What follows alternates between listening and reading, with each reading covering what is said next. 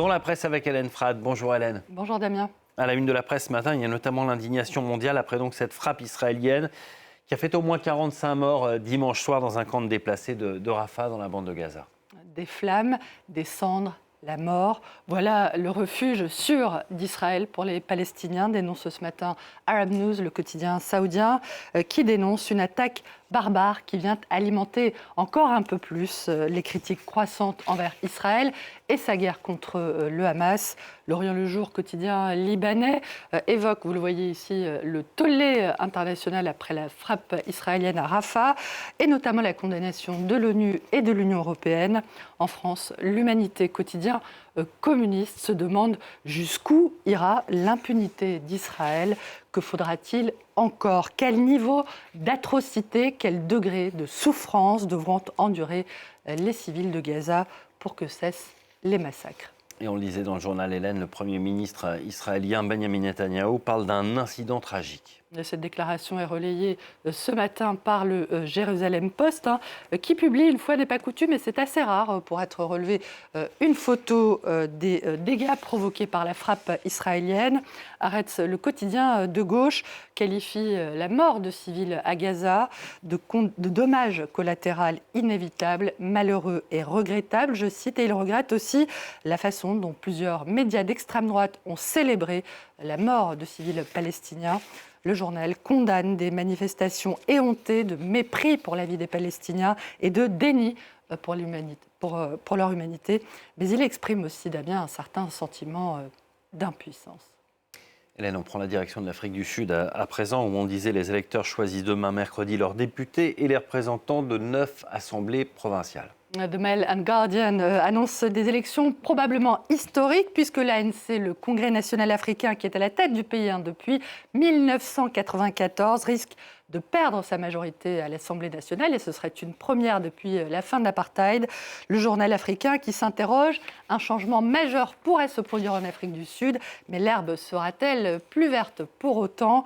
D'après Le Monde, la voie semble ouverte pour l'Alliance démocratique, le principal adversaire de l'ANC, dont le modèle de gestion locale pourrait rassurer les électeurs. Des électeurs exaspérés par la déliquescence des services publics et le chômage massif. Mais le parti d'Amien peinerait encore à convaincre une majorité d'électeurs noirs, qui représentent 81% de la population. Selon Libération, qui s'est rendu à Soweto, à l'est, au sud-ouest de Johannesburg, eh bien, les déçus de l'ANC pourraient aussi se tourner tout simplement vers l'abstention. Outre les inégalités et les scandales de corruption, le Washington Post évoque aussi un autre problème, l'épidémie des assassinats politiques en Afrique du Sud, qui décompte au total 40 meurtres politiques depuis le début de 2023.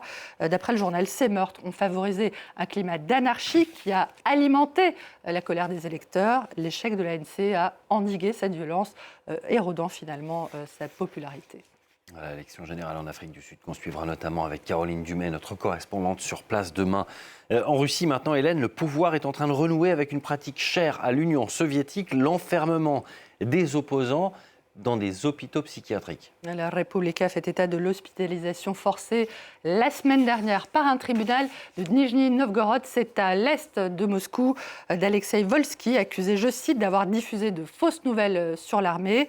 Pour le quotidien italien, cette affaire est effectivement symptomatique d'une tendance devenue plus visible depuis le début de la guerre en Ukraine, le retour de ce qu'on appelle la psychiatrie punitive.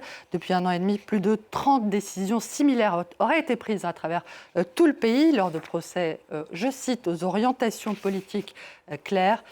Elles sont officiellement poursuivies pour apologie du terrorisme. Evgenia Berkovitch, une ex-élève du réalisateur exilé Kirill Serebrennikov, et la dramaturge Svetlana Petrichuk, sont poursuivies, elles, pour un spectacle sur le destin de femmes recrutées par des islamistes syriens, mais surtout pour leur opposition à la guerre. D'après La Croix, ces 2 femmes encourent jusqu'à 5 ans de prison. La Russie en guerre contre l'Ukraine et qui cherche toujours à étendre son emprise en Afrique, notamment en République démocratique du Congo. Alors que la MONUSCO, vous le savez, est priée de quitter le pays le 30 juin prochain, eh bien, le Moscow Times prévient que les héritiers du groupe paramilitaire russe Wagner sont déjà sur place. Entre autres, il y a également d'autres groupes de sécurité dits privés dans la région. Une région donc, où les paramilitaires russes, les mercenaires russes, eh bien, pourraient chercher à attirer leur épingle du jeu. Hélène, on ne se quitte pas là-dessus. Impossible de vous dire à tout à l'heure sans mentionner, vous l'avez évoqué également, l'élimination hier soir à Roland-Garros de Rafael Nadal dès son entrée en lice face à l'Allemand Alexander Zverev. Adios, titre ce matin le quotidien sportif espagnol AS qui cite le commentaire de l'intéressé. Il y a beaucoup de chances que je ne revienne pas, mais je n'en suis pas sûre. Comment se dire adios? Belle citation ce matin de Françoise Hardy à la une du quotidien sportif L'Équipe.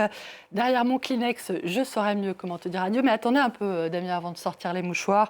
À en croire les experts cités par L'Équipe, Rafael Nadal n'aurait pas dit son dernier mot, ce n'est peut-être pas fini. Je cite l'entraîneur de Serena, l'ancien entraîneur de Serena Williams herself. Oui, Rafael Nadal va jouer les JO dans des conditions météo beaucoup plus favorables, avec des semaines d'entraînement de qualité en plus. Et si ça se trouve, c'est lui qui va remporter les Jeux. Et ce serait une belle fin de carrière. Merci beaucoup Hélène Frade pour cette revue de presse ce matin. Tout autre chose à présent, les élections européennes, vous le savez,